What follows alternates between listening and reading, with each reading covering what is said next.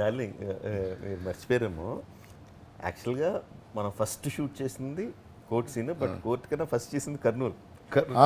అది ఊరికేదో ఒక్క షాట్ కూడా లేదు, దాంట్లో వాడలేదు. ఒకటి ఎగిరిపోయింది. నీతో అన్నానా బా ఈయన ఒక్కడే నాతో ఇలాంటివన్నీ చేయించు, నేను ఎప్పుడో మానేసాను జనాల మధ్యలో రావడం. ఈయనకి ఏం చేస్తాం ఏమన్నా ఉంటుంది. మనకు హోటల్లో గుర్తుందా, ఫుల్ జనాలు లిఫ్ట్లో ఆఫ్ అయిపోయి, ఫుడ్ లేకుండా ఏం లేకుండా. నాకు ఏది గుర్తుందంటే మనం రిటర్న్ వచ్చేది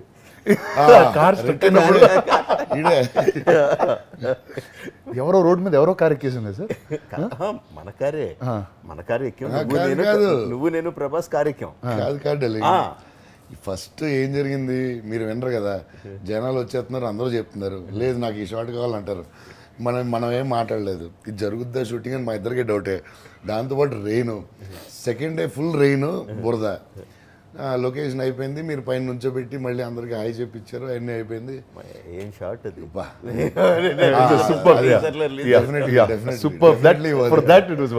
అది షాట్.